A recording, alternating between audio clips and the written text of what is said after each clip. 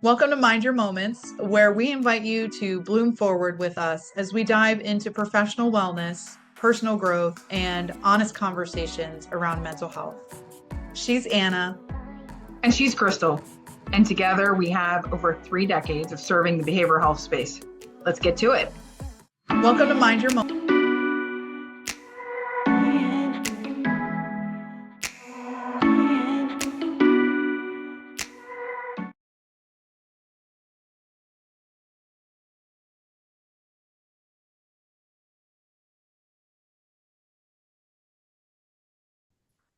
And welcome to Mind Your Moments. And today there are 3.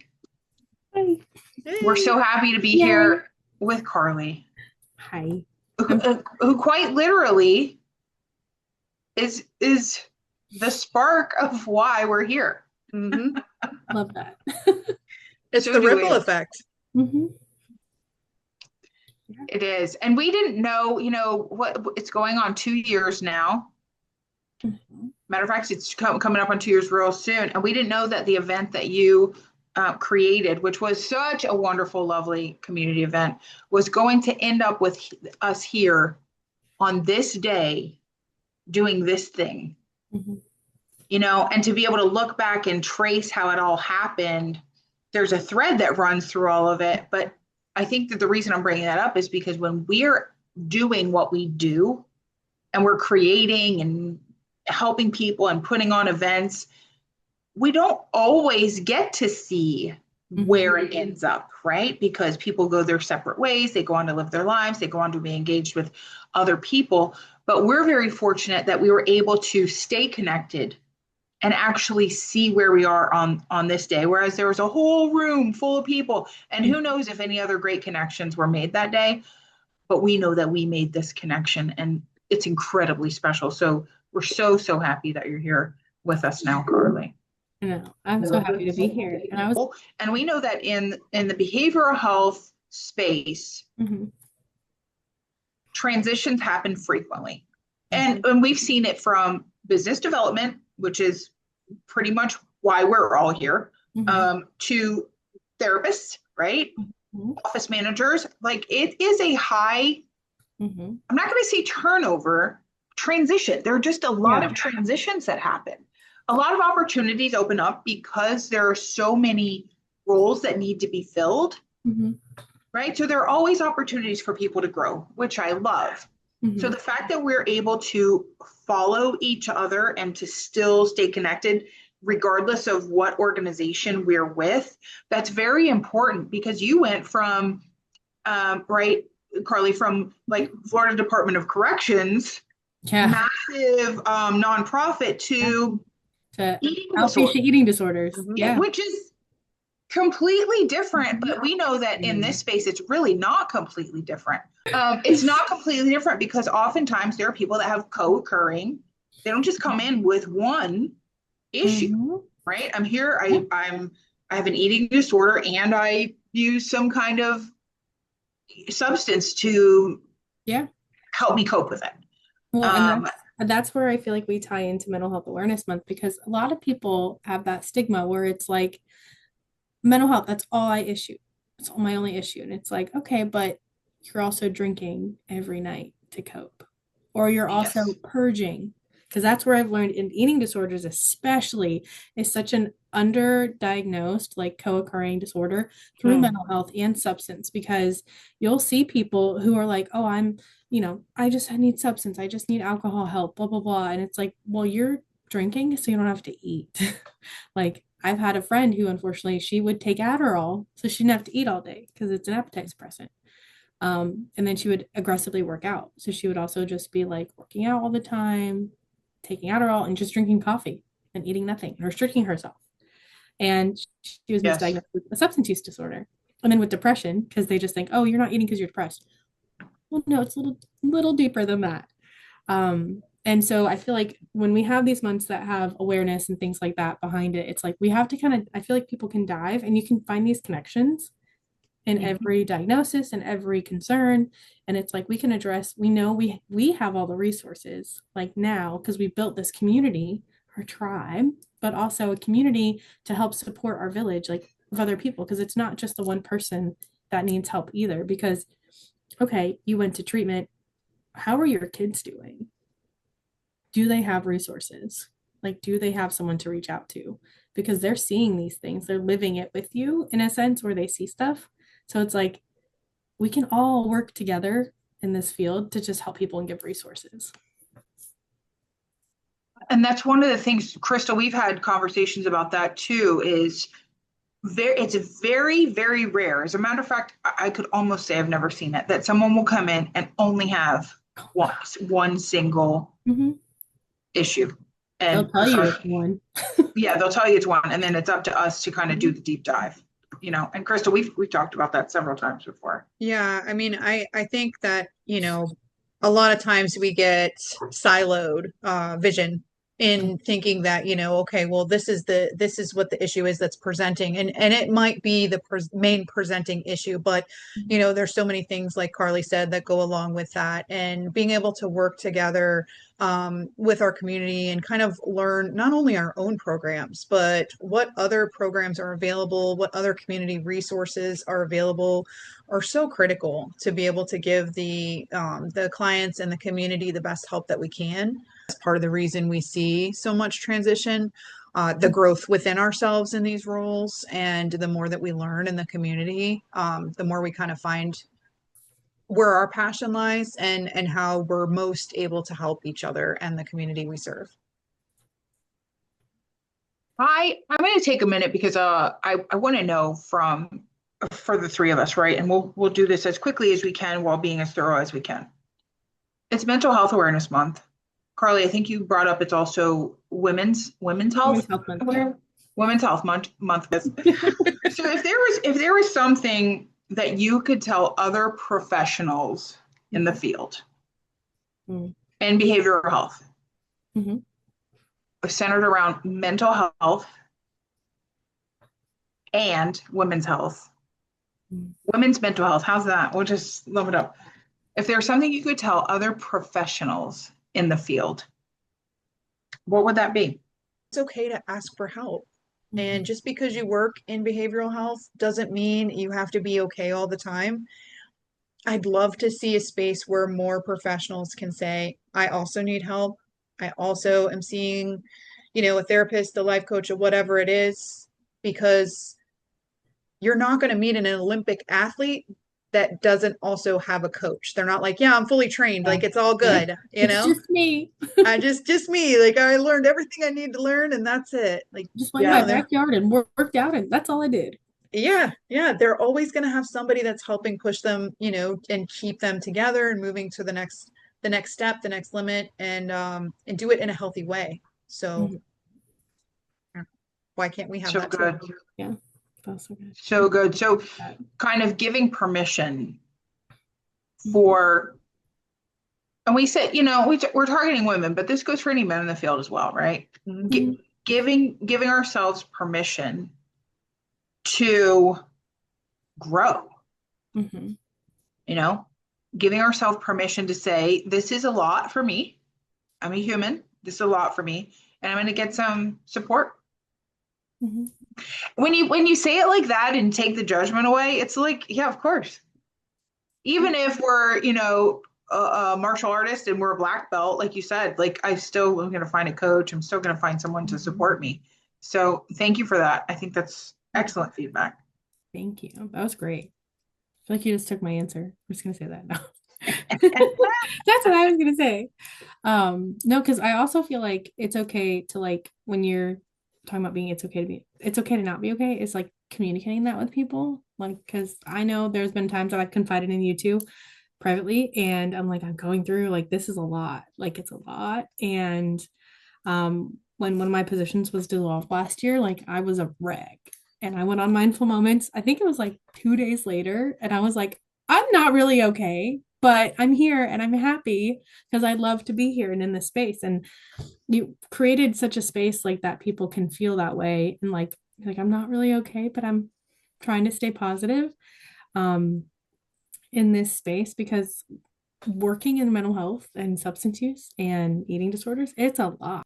It's all right to, like, say, I need a moment, like, I need my own space, I need my own therapist, Like, I need to have those conversations because to do and get out of it, where it's like we work in these spaces and it sometimes like we feel like almost that imposter syndrome where we have to like save face and be so professional all the time and be on all the time, be excited and happy all the time because we have to be the face because we're talking about hard things with people, marketing, substance use, mental health, eating disorders, trauma, everything. Like, I was just saying it circles back to that whole, you know, women's health and mental health. Like there's something about, there's something that's different about being a woman in the work field, right? And trying to maintain taking care of your family and yourself and managing a full-time job. And we are superheroes. I'm just going to say that. Like, wholeheartedly. I think that would be the message of and mindful moments. You know, our live networking, not even networking anymore. It's evolved into something. Started off as networking, but it's an opportunity where we come together a couple times a month in a Zoom room, right? And we're just with each other. It's amazing. But we started off saying that people and the behavioral health space are superheroes, and that is still the case.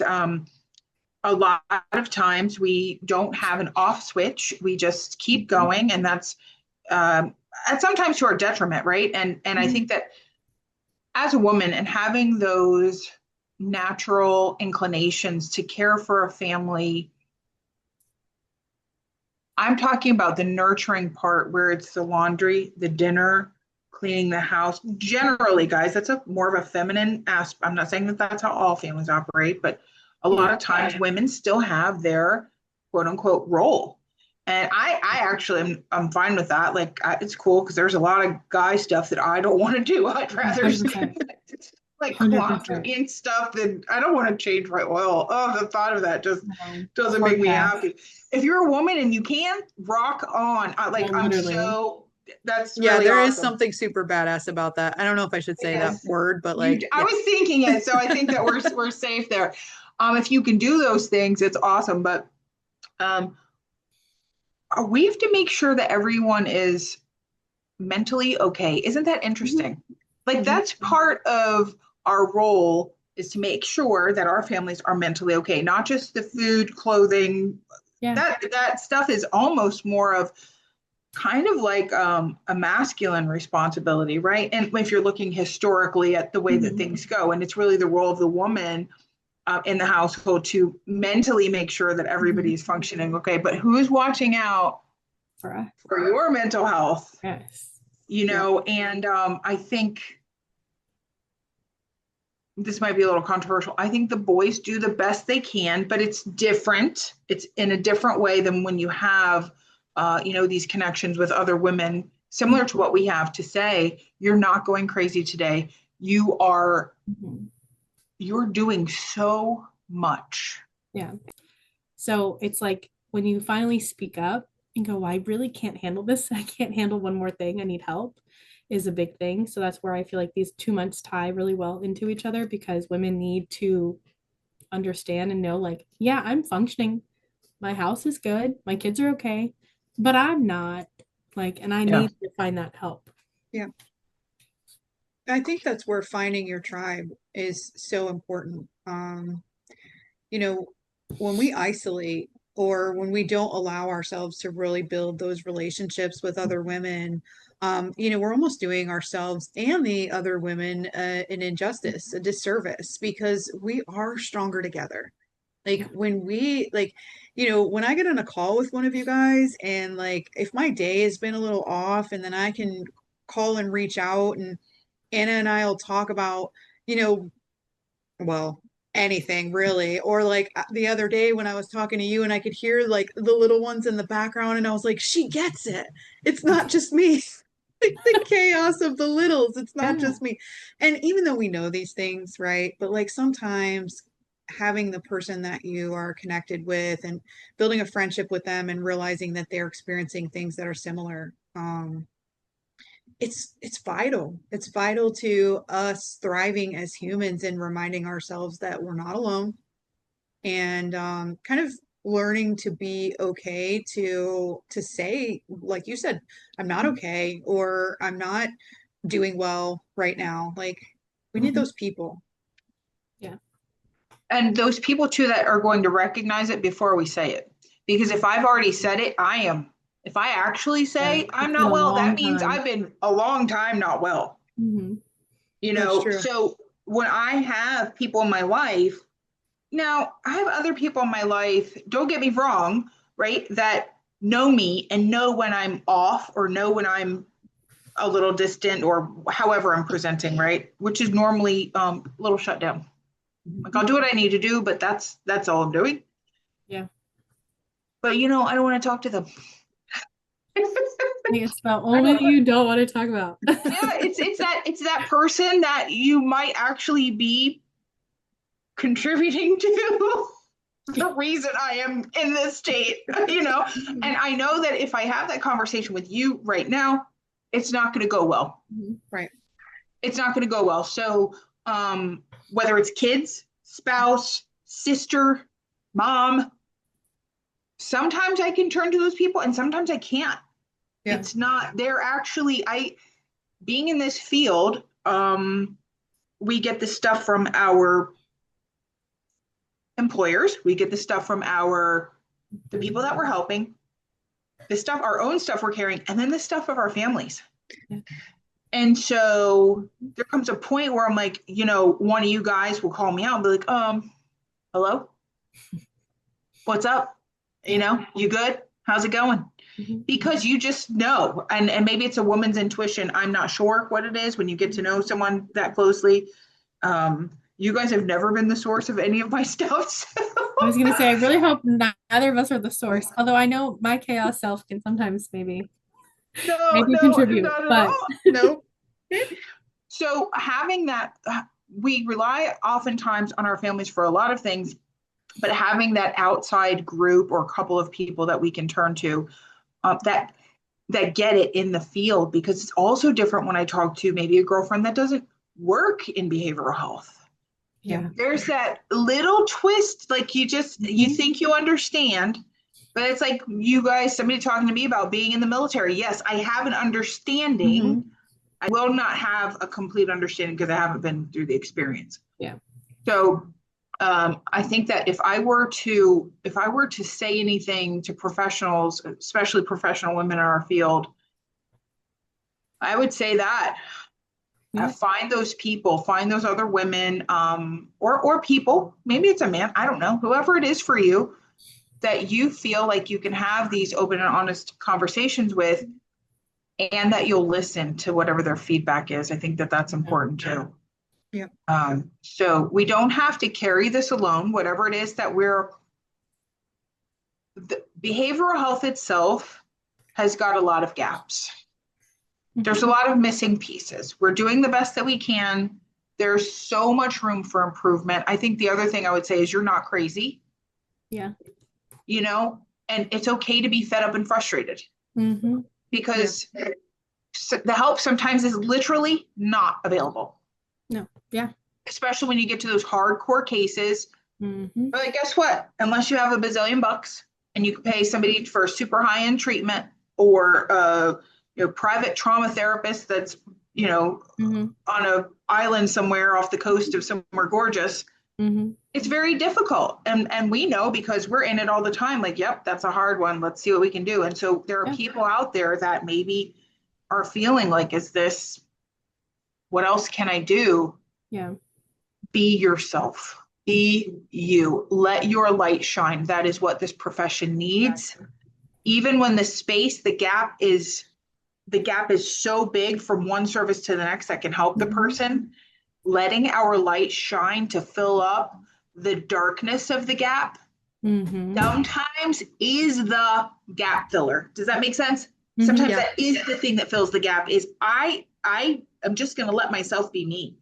So that's kind of what I would say, especially as women in the field. And the only way we can really let our light shine, giving ourselves permission to turn it on. And I think that when I can't give myself permission, or I'm doubting how bright I am, like I feel pretty dim today, reaching out to you guys, be like, nope, you're full on shining, like your shine's out. I see it. And that's really been helpful for my mental health. And I just want to take an opportunity to thank you both so much professionally, personally, as women in the field, man, this world needs a lot more women like you and to come together because I think they're out And there. and you, my Yes. girl. Goes without saying. 100%. I can't toot my own horn. I mean, you can. It's okay. Yes, you can. I will say too, for anybody that's listening that hasn't found your tribe or your women or your people to connect with, come join us. Come join us on Mindful Moments. You know, Please. yes, we would love to have you. Let's get you connected. There's a whole world of amazing people out there ready to connect with you. So let's build together and help you get your tribe. Put our contact information wherever it can be. So you can reach out, right? If you have questions, reach out to us. We'll be more than happy to get in touch with you, invite you to the next Mindful Moments, which is our virtual space, so that you can join us and help the light just keep shining bright. Yep. Beautiful.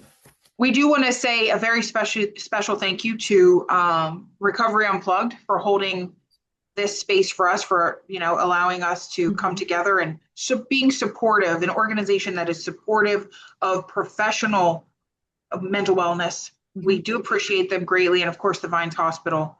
Thank you. Yes, and Nami Marian as well. Yes, and Nami Marian too. We are great. But no, love this space and love being able to work with 3 different organizations that can tie together very well as well. Because I feel like it's not just one and done.